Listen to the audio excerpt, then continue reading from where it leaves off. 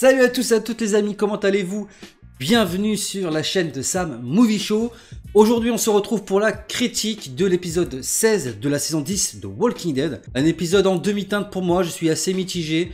C'est un petit peu le genre d'épisode 50-50, tu vois, il y a 50% de choses que j'aime bien, 50% de choses que j'aime pas. Alors, petit résumé de l'épisode, donc on a bien évidemment Beta qui attaque l'hôpital dans lequel se trouvent nos communautés tout simplement. Alors j'ai beaucoup aimé ce côté un petit peu oppressant que l'on a avec Beta et toute sa horde de rôdeurs qui encerclent l'hôpital. On se dit forcément il va se passer des trucs.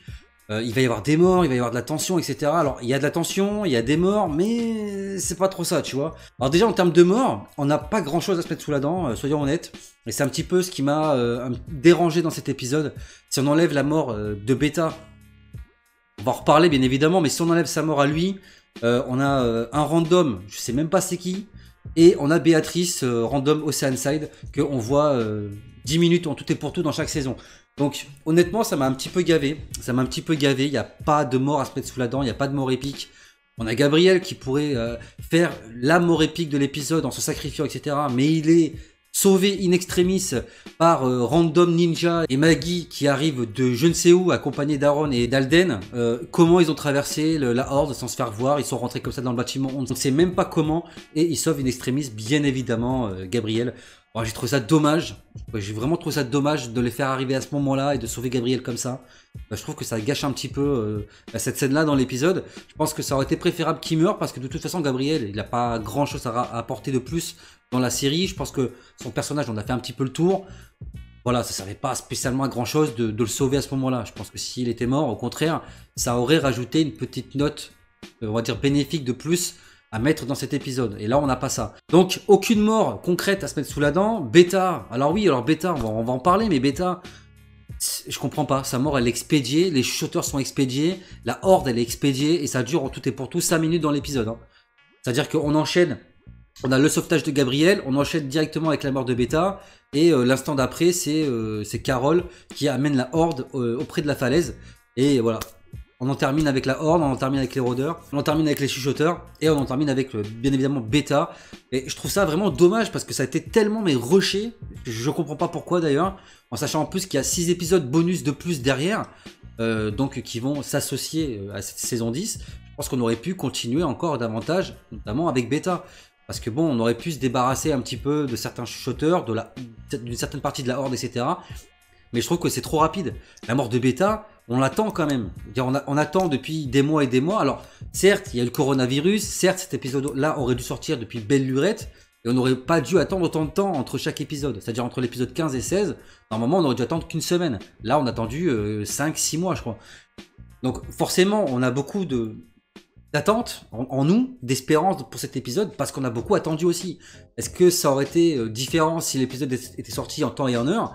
Bah, j'ai envie de te dire, peut-être que oui, mais de l'autre côté, ça enlève pas le fait que, putain, Beta, non, quoi, c'est trop rushé. Alors, c'est sûr que la mort en elle-même de Beta, elle est stylée. Je veux dire, la manière dont Daryl lui plante ses couteaux dans les yeux, et tout ce délire après qu'on voit avec l'espèce de flashback, où on revoit Beta qui revient un petit peu son passé et tout, où il revoit Alpha qui lui parle, etc. C'était vraiment stylé, c'était vraiment poétique, mais c'est la mort en elle-même. Je veux dire, quand il y a Negan qui débarque et qui lui dit hey, tête de con, je sais plus ce qu'il lui dit d'ailleurs.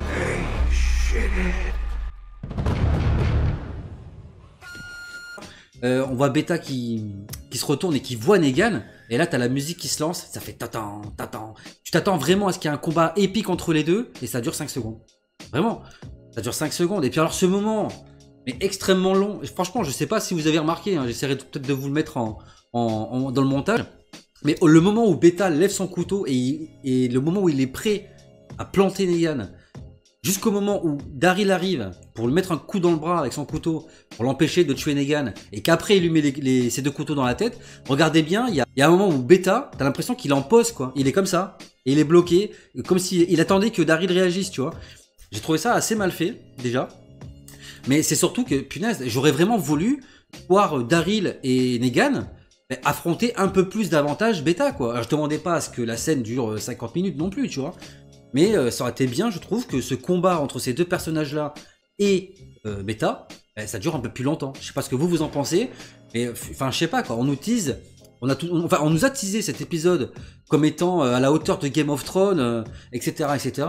Moi, j'ai pas vu vraiment du Game of Thrones dans cet épisode, et encore moins dans cette mort qu'on attend depuis tant de temps.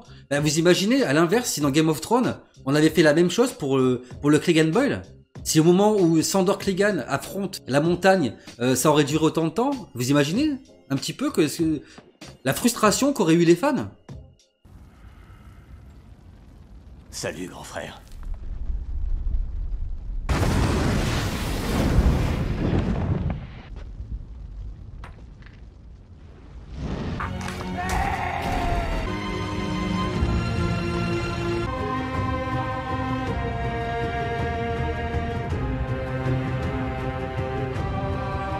Donc ouais, je pars frustré de cet épisode par rapport à ça. Je pars frustré de cet épisode sur le fait qu'il y ait vraiment aucune mort épique à se mettre sous la dent. Il y a beaucoup de... Ah, t'as des personnages, ils pop, on ne sait d'où. Voilà, Maggie qui sauve encore une fois Gabriel avec son ninja, là, il pop de nulle part. Comment vous avez franchi toute la horde qu'il y a dehors, etc. pour arriver bien évidemment... Mais bon, j'ai envie de dire qu'on a l'habitude hein, dans Walking Dead, malheureusement. Pareil pour Connie. Alors Connie que l'on voit à la fin aussi également, hein, que on avait presque oublié que ce personnage-là était plus ou moins disparu dans la grotte. Elle apparaît comme ça de nulle part. Alors c'est vrai que on essaye de nous faire croire au départ qu'elle est transformée en rôdeur, etc. parce qu'elle est un petit peu désorientée. Et puis elle tombe par terre et là, bim! Qui arrive pile poil à ce moment-là? Virgile. Hein, dont tout le monde se tape, hein, très clairement. Ouais, je sais pas ce que ce personnage va apporter dans cette fin de série qui est Walking Dead. Mais en tout cas, moi, j'ai beaucoup de mal à faire confiance à ce personnage. Déjà, la tronche qu'il fait quand il voit Connie, c'est assez malaisant quand même. Hein. Je sais pas ce que vous en pensez. Plus tout ce qu'il a fait subir à Michonne juste avant, etc. Bref, c'est un personnage à mon avis qu'il va falloir travailler parce que là, j'ai vraiment pas confiance du tout en ce personnage. La mort de Béatrice, bon, c'était assez gore, on va pas se mentir, mais il y a quand même un point que je voudrais noter par rapport à Oceanside, parce qu'il y a des choses qui m'énervent par rapport à Oceanside. Déjà, quid du fait que c'est une communauté qu'on a mis en place et dont on se sert vraiment jamais. Je suis désolé, mais Oceanside, si tu analyses le nombre de temps, je crois que c'est d'ailleurs le moment où on les voit le plus, c'est dans la saison 7 quand Tara les trouve. Mais en dehors de ça, depuis la saison 7 jusqu'à maintenant, si tu additionnes tous les moments où on voit Oceanside apparaître, ça doit durer une demi-heure à tout péter, tu vois. Et puis, il y a une autre chose que je comprends pas, c'est où est Cindy? Où est Cindy? Je veux dire, Cindy, c'est quand même celle, à mon sens, hein, si je dis pas de bêtises, mais qui est censée être la chef, entre guillemets, d'Oceanside. Parce que c'est la petite fille de la chef de base, hein, l'espèce de vieille qui a été tuée par Tara et Aaron accidentellement dans la saison 8, je crois, si je dis pas de bêtises. Mais où est Cindy? Et autre chose qui m'énerve avec Oceanside, en plus de tout ça, c'est que punaise, vous nous pétez les burnes. Ils sont là, non, nous on veut bien venir, mais pas si Lydia elle vient. Bah, déjà, arrêtez de lui péter les couilles à cette pauvre gamine, d'accord? Parce que elle, la seule chose qu'on lui reproche au final, c'est d'être la fille d'Alpha. Mais elle y est pour rien. Hein. Voilà, elle est pour rien, elle a juste suivi sa mère, hein, ce qui peut paraître compréhensif, et puis elle n'est pas responsable des agissements de sa mère, quoi. Donc au bout d'un moment, arrêtez de nous prendre la tête avec Lydia, quoi. Arrêtez de nous prendre la tête avec Lydia. Surtout qu'en plus, excusez-moi, mais Oceanside, à quel moment cette communauté-là a été inquiétée des chuchoteurs? À quel moment cette communauté-là a perdu des gens à cause des chuchoteurs? Alors comment déjà ils peuvent être... Alors déjà comment à la base ils peuvent savoir qui est Lydia, quoi? Enfin vous voyez, c'est même pas cohérent. Et puis punaise, arrêtez de vous acharner sur cette pauvre gamine, quoi. Et puis pareil pour Negan. Alors Negan c'est pareil. On n'arrête pas de dire... Alors c'était, je sais plus comment elle s'appelle, l'espèce d'archer là qui parle avec Carol. Qui dit oui, Negan il a attaqué la colline avec les chuchoteurs. Mais ouais, déjà tu dis ça à Carol. Je veux dire, Carol elle a mis en place un plan avec Negan. Negan lui, il s'est juste infiltré dans la communauté. Donc il n'a pas tellement eu le choix. Quand il était avec eux et qu'ils ont attaqué la colline, bah il n'avait pas d'autre choix que de faire style d'attaquer la colline aussi. Je pense pas que de toute façon Negan a attaqué directement des membres de la colline. Je pense pas, de toute façon on l'a pas vu faire, en tout cas dans les épisodes.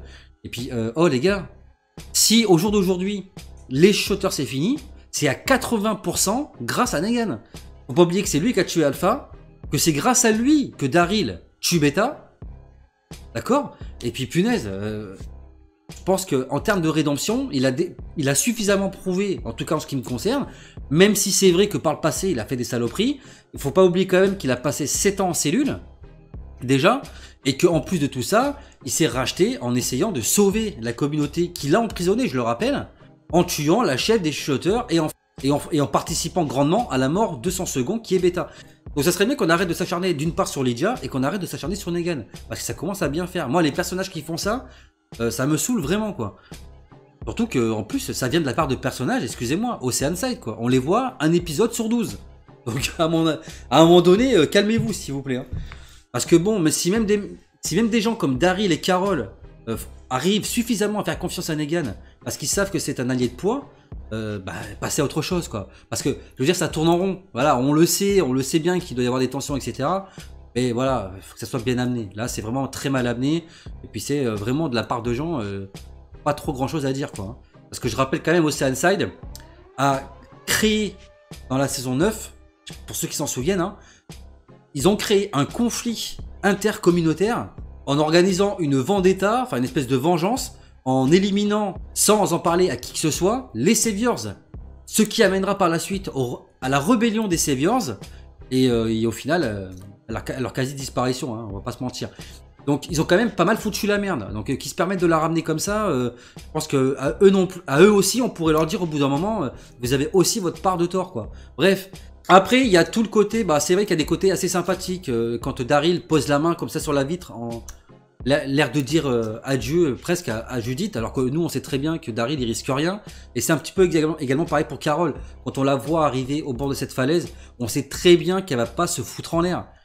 Et pourquoi on le sait très bien? Parce que Daryl et Carol seront à l'origine d'un prochain spin-off qui arrivera après la fin de la série. Donc on sait qu'à partir de maintenant et jusqu'à la fin de la série, ces deux personnages ne risquent rien.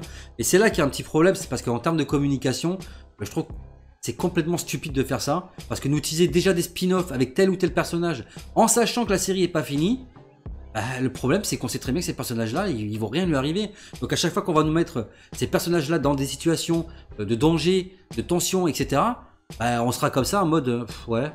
On va même plus regarder comment ils vont s'en sortir, qu'on va s'inquiéter de savoir s'il va leur arriver quelque chose. Parce qu'on le sait très bien qu'il va rien leur arriver. Donc pourquoi faire ça? Je trouve ça vraiment stupide. La communication avec Walking Dead, entre ça, de nous spolier la moitié de l'épisode avec 40 sneak peeks, 40 trailers, etc. Et puis en plus, derrière, en rajouter une couche avec les acteurs qui sont là. Oui, vous allez voir, cet épisode, c'est Game of Thrones, nanani, nanana. Alors qu'en fait, quand tu regardes l'épisode, ouais, c'est bien, tu vois, mais ça vaut pas Game of Thrones, on va pas se mentir, quoi. Donc voilà, je trouve qu'il y a un problème avec la communication, mais bon, ça se comprend aussi dans le sens où Walking Dead a beaucoup perdu de sa communauté, des gens qui les suivaient, qui les regardaient tous les soirs, etc. On est passé de 13 ou 16 millions de téléspectateurs à 2 millions. Donc on peut comprendre qu'ils essayent de faire revenir les gens, mais bon, ça fait un petit peu comme les mecs qui tapent la manche, tu vois, qui sont là, s'il vous plaît, tu vois, c'est... En termes de communication, c'est devenu des mendiants presque. Enfin, ça fait un peu mal au cœur d'un côté, et puis c'est de l'autre côté, le problème, c'est que quand tu regardes la série, ça va pas, quoi. Parce qu'on va pas se mentir, les gars. Là, on va parler un petit peu de la saison 10 dans sa globalité. La saison 10, qu'est-ce qu'on va retenir de cette saison 10? La saison 10, pour moi, elle est catastrophique. Elle est catastrophique. Et puis, cet épisode 16, et il est à l'image de cette saison 10... il se passe rien, quoi. Je veux dire, c'est quand même l'épisode censé être le final, même si on sait que ça l'est pas vraiment. Il se passe pas grand chose, je veux dire. Oui, il y a un petit peu de tension, il y a quelques moments un petit peu de poésie, des moments un petit peu d'émotion, etc. Mais il se passe rien, il n'y a pas de combat. Quand il y en a un, il dure 10 secondes. Il n'y a pas de mort. Et quand il y en a, c'est des randoms dont tout le monde se fout. Et à la fin, il y a le Commonwealth qui arrive. Et là, pareil, Commonwealth, ça tombe un petit peu à l'eau quand même, je trouve. Parce que on les voit tous arriver, débarquer en mode ouais, bougez pas, nanana, sinon on vous tire dessus. Ça colle pas. Parce qu'on sait très bien que le Commonwealth, ils vont rien leur faire à Eugène, etc. Parce que c'est des alliés de Maggie. Et le Commonwealth, bon, je sais pas si c'est vraiment une communauté alliée de celle qu'on connaît, mais depuis la saison 9, on nous la tease. Rappelez-vous les panneaux qui indiquent les directions des différentes communautés, il y a déjà le Commonwealth inscrit dessus. Donc, le Commonwealth en plus, c'est là où se trouve Maggie. Moi, est-ce que je dis des bêtises? Ou alors ça voudrait dire que Maggie, elle est dans une communauté avec Georgie qui n'a rien à voir avec le Commonwealth. Ou alors il faudrait qu'on m'explique. Et dans ces cas-là, si c'est le cas, pourquoi il y a des panneaux depuis la saison 9 avec écrit Commonwealth? Donc, pour moi, j'ai aucune inquiétude pour Eugène, etc. Parce que je sais très bien qu'il va rien arriver. Parce que le Commonwealth, c'est une communauté entre guillemets alliée avec celle qu'on connaît déjà. Vu que Maggie y est déjà installée là-bas. Donc forcément, à un moment donné, en parlant, ils vont forcément se dire bah nous on est des collègues de Maggie, ou Maggie va leur dire non, ils sont avec moi, je les connais. Donc de toute façon, il va rien leur arriver. Donc voilà. Bah, après, ça quand même stylé de les voir arriver. Ça nous tease également ce qui va se passer dans la saison 11, à savoir que je pense que petit à petit, les communautés vont commencer à se regrouper pour partir directement au Commonwealth.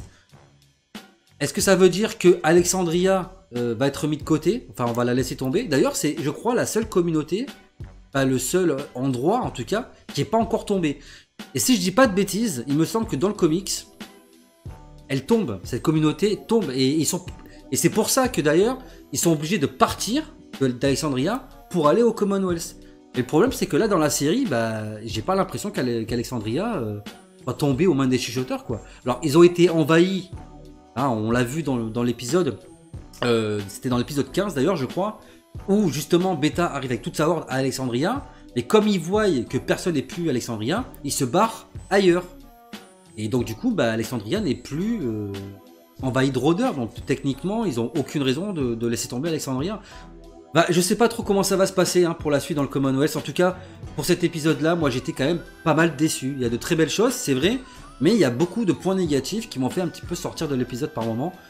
Et c'est un petit peu dommage parce que non, cet épisode n'est pas un mauvais épisode en soi. Mais comparé à toutes les attentes que l'on a et tout ce qui aurait dû se produire dans cet épisode, bah c'était pas si ouf quoi, on va pas se mentir. Après, l'ambiance en elle-même, elle était vraiment géniale, je veux dire, cette tension qu'il y a avec cette horde où tu te demandes sans arrêt mais comment ils vont sortir de là. Mais déjà ce qui m'intrigue c'est qu'il n'y a pas grand monde qui arrive à rentrer tout simplement dans l'hôpital. Parce qu'on voit des chuchoteurs qui rentrent. On le voit, notamment quand t'en as un qui se prend le piège de Daryl, où t'as Judith qui va voir qu'est-ce qui se passe et elle voit le chuchoteur qui est par terre dans l'escalier avec le clou planté dans l'œil. C'était tellement stylé d'ailleurs. Ça franchement pour le coup c'était vraiment bien fait. Donc il y a ceux-là, et puis après il y a ceux qui rentrent pour attaquer Gabriel.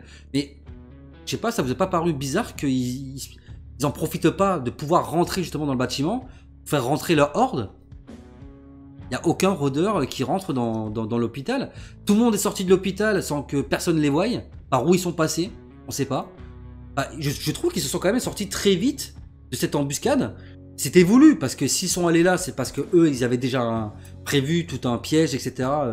pour Beta et sa horde. Mais ça n'empêche pas qu'ils se sont quand même sortis très vite de là. D'ailleurs, on les a pas tous vus partir, hein, donc on ne sait pas comment ils sont sortis de l'hôpital. Et puis surtout, bah, ils se sont débarrassés très vite de cette horde. Et puis comme je le dis, je veux dire, encore une fois, Maggie qui rentre comme ça, elle traverse les rôdeurs comme si c'était rien du tout. Alors qu'en début d'épisode, on voit que les rôdeurs, ils sont au moins 100 000 tout autour de l'hôpital, quoi. Donc je sais pas, franchement, je sais pas ce que vous en pensez, les gars, de cet épisode. Moi, je suis très mitigé, je suis très partagé, je suis un petit peu en colère par rapport à tous ces trucs-là qui ont été mis en place et qui sont pour moi des erreurs scénaristiques, tout simplement. Épisode rushé. D'ailleurs, au final, je pense que quand Daryl nous dit, quand Norman Reedus, qui joue Daryl Dixon, nous dit, vous allez voir, ça va être un final à la Walking Dead, bah, je le comprends maintenant pourquoi il dit ça. Mais c'est pas parce que ça va être génial en termes de ce qui se passe dans l'épisode en lui-même, mais c'est parce que c'est rushé de ouf. Je veux dire, si vous analysez bien Game of Thrones, qu'est-ce qui a fait que les gens ont détesté la fin de la saison 8? C'est parce que le dernier épisode, il est rushé de ouf. Et ben c'est exactement pareil dans l'épisode 16. Ça a été trop rushé. Enfin voilà quoi. Enfin bref les amis, c'est tout ce que je pouvais en dire de cet épisode. Voilà. Je suis à la fois agréablement surpris et il y a beaucoup de choses que j'ai aimé. J'ai aimé revoir le duo Daryl et Carol. J'ai aimé revoir le duo Negan et Lydia. D'ailleurs, j'espère qu'on va continuer à les voir ensemble, ces deux-là. On n'a pas vu, d'ailleurs, en parlant de Negan, quand Maggie, à la fin, ils se retrouvent tous, et qu'on a par exemple Maggie qui retrouve Judith, etc. Ce qui m'a étonné, c'est qu'il n'y a même pas un petit échange de regards qui se fait entre Negan et Maggie. Et du coup, ça m'a un petit peu manqué, parce que c'est vrai que s'il y a bien une chose que j'attends, c'est de voir comment ça va se passer. En fait, les retrouvailles entre ces deux personnages-là. Je pense que ça promet des beaux moments de tension pour la suite. J'ai beaucoup aimé la poésie de cet épisode, c'est vrai. Toute la scène avec la chute des rôdeurs dans la falaise, avec Carol et Lydia qui se prennent dans les bras, où t'as Lydia qui prend un petit peu Carol pour une seconde maman et puis qui donne l'impression à Carol de pouvoir redevenir la mère qu'elle était en reprenant Lydia sous son aile. J'ai trouvé ça très poétique, très beau. La mort de Beta, même si elle est rushée, elle reste quand même très poétique, elle reste très belle. Voilà, je pense que la mort de Beta, elle est très réussie. Mais le seul truc, c'est que c'est encore une fois trop court. Et puis l'arrivée du Commonwealth, voilà, à voir ce que ça va donner par la suite. J'attends beaucoup des épisodes bonus, donc on a 6 épisodes qui vont sortir en début d'année. Alors on n'a pas encore les dates pour l'instant. Et puis écoutez, en attendant, on aura toujours Fear the Walking Dead et World Beyond, World Beyond qui est déjà arrivé. Alors je vous ferai bien évidemment une vidéo réaction critique à l'épisode 1 de World Beyond, c'est prévu, ne vous inquiétez pas. Et j'enchaînerai bien évidemment avec la saison 6 de Fear the Walking Dead. Alors il y a encore beaucoup de vidéos malgré que la fin de la série arrive. C'est pas avant 2022 je crois, donc on a encore 2 ans, enfin pas tout à fait 2 ans parce qu'on approche bientôt de 2021. Mais on a quand même encore les épisodes bonus. On a World Beyond qui va durer 2 saisons. On a encore Fear the Walking Dead. Alors je sais pas si Fear the Walking Dead on aura une saison 7, mais je ne pense pas. On a encore la saison 11 de Walking Dead qui fera 22 épisodes quand même. Donc il y aura de quoi faire en termes de vidéos. Plus bien évidemment tous les spin-offs qui vont arriver par la suite. Donc autant vous dire qu'il y a encore beaucoup de contenu qui pourra encore une fois arriver sur cette chaîne. Mais c'est vrai que je travaille déjà à voir ce que je pourrais faire d'autre comme vidéo. Alors je pense que je vais peut-être me remettre dans Stranger Things parce que c'est vrai que vous êtes très nombreux à me redemander régulièrement de faire la suite des vidéos réactions sur Stranger Things. Il y a The Boys également actuellement. C'est une série que je suis actuellement et que je surkiffe. Donc peut-être que je vous ferai des vidéos réactions également sur The Boys. Et puis à voir pour la suite. Hein. Je suis quand même en train de me demander mais qu'est-ce que je vais bien pouvoir faire sur ma chaîne maintenant que Game of Thrones c'est terminé, que Walking Dead, la fin arrive à grands pas. Je vous cache pas que j'ai un petit pincement au cœur parce que d'un côté je me dis que j'ai pas tellement envie que la série se termine, mais de l'autre côté je me dis que il serait quand même temps qu'elle se termine, tout simplement. Enfin bref, voilà les amis, dites-moi dans l'espace commentaire ce que vous avez pensé de cet épisode 16. Est-ce que vous l'avez trouvé très bon? Est-ce que vous l'avez trouvé moyen? Est-ce que vous êtes d'accord sur les points que je critique de cet épisode? Ou est-ce que pas du tout? Enfin bref les amis, quoi qu'il en soit, lâchez-vous dans l'espace commentaire, je me ferai un plaisir de vous lire, de vous répondre, et de débattre avec vous comme d'habitude. Si la vidéo vous a plu, n'oubliez pas de vous abonner à la chaîne, c'est très important les amis. Likez, partagez les vidéos, il faut liker un max la vidéo les amis, c'est très important pour le référencement, je compte sur vous. Parlez de la chaîne autour de vous les amis afin de la faire connaître et qu'on puisse pourquoi pas atteindre la barre des 2000 abonnés. C'est l'objectif de cette chaîne. Pour tous ceux qui veulent soutenir la chaîne de manière financière et l'aider à évoluer, n'oubliez pas que vous avez la page Utip pour tous ceux qui veulent faire des dons afin de réunir une petite cagnotte pour notamment me permettre de changer de matériel et vous proposer des vidéos de meilleure qualité. Donc ça aussi, ça à prendre en considération. Donc tous ceux qui veulent m'aider, rendez-vous sur Utip. Vous pouvez me suivre sur tous les réseaux sociaux qui seront disponibles dans la description de la vidéo. Et n'oubliez pas d'actionner la cloche des notifications pour ne pas rater les prochaines sorties vidéo de la chaîne. Et quant à moi, il ne me reste plus qu'à vous laisser. Je vous dis à très bientôt pour la prochaine vidéo qui sera donc la vidéo réaction critique à l'épisode 1 de la saison 1 de The World Beyond. Donc voilà les amis, il ne me reste plus qu'à vous laisser. Je vous dis à très bientôt pour de prochaines vidéos sur la chaîne. D'ici là, portez-vous bien, prenez soin de vous et des autres. À la prochaine. Big up.